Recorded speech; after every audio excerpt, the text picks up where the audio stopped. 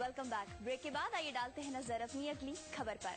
आने वाली film no one killed Jessica की टीम हुई मीडिया से मुखातिब।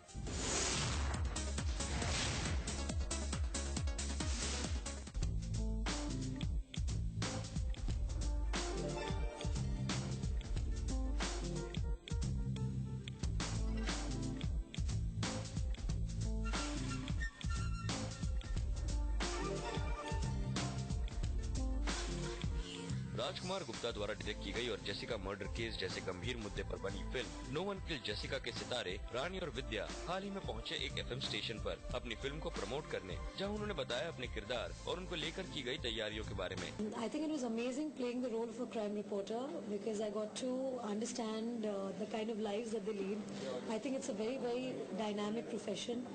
You have to be really fearless, you have to be very courageous, you have to be very brave, and it's really, really not an easy job to be at a dangerous location, to be at a place where your life is in danger every single moment of your life. So I think it's one of the most bravest characters that I've played. What we have borrowed from the real life case is the legal journey, but the emotional journey is something that is a work of Raj and mine, as in it's Raj's interpretation that I fell back on. So I didn't have to meet Sabrina really. We really worked out the characterization on our own. I didn't meet her before the film. I did get a chance to meet her very recently, and I was quite overwhelmed at that point. But that's about it.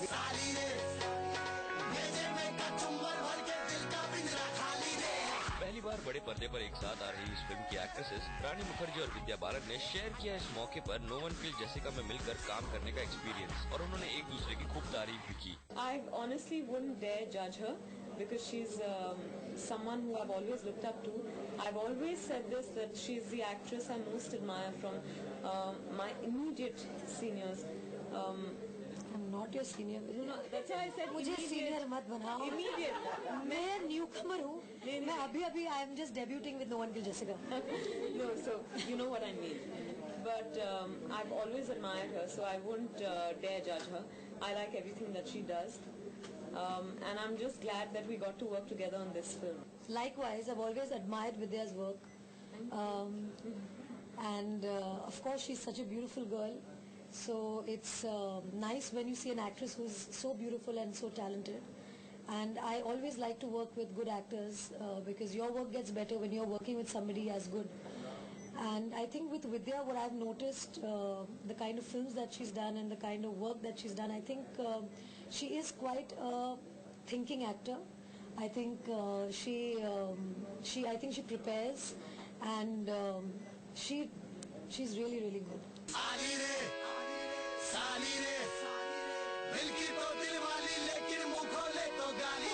वहाँ होते ना तो के हाथ में आ जाती।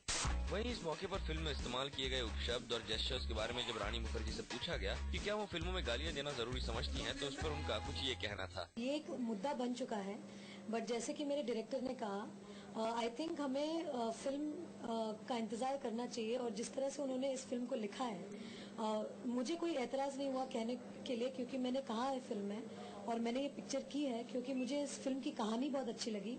और ये जो मुद्दा है कि इसमें गाली है या कुछ है, ये मैंने उस चीज को उस तरीके से लिया ही नहीं, क्योंकि मुझे इस फिल्म की कहानी ज्यादा इम्पोर्टेंट लगी, और जो कहानी हम बोलना चाह रहे हैं, it's much bigger than that.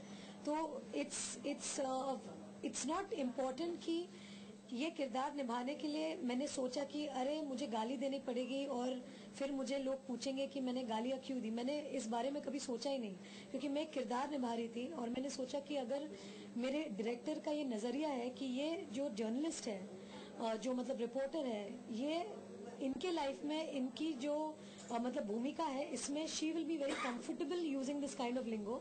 So I felt that I have to go with the flow of it. अगर मैं उसमें लग जाती कि अच्छा अभी मेरा इमेज ऐसा है कि मुझे गाली नहीं देनी चाहिए, तो शायद मैं फिल्म कर ही नहीं पाती।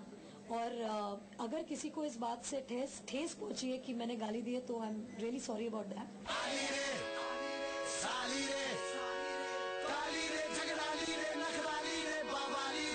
कलाकार वही होता है जो अपने किरदार को अच्छे से जी लेता है। रानी अपनी हर फिल्म में अपने किरदार को बखूबी निभाती हैं। तो जिस तरह आप कह रही हैं उसमें हमें पूरा यकीन है कि इस फिल्म में भी अपनी एक्टिंग का जौहर आपने बखूबी दिखाया होगा। बहरहाल हम चाहेंगे कि आप ये फिल्म बिना किसी परेशानी के सिनेमाघरों में रिलीज हो जाए, इससे दर्शकों को खूब प्यार मिले।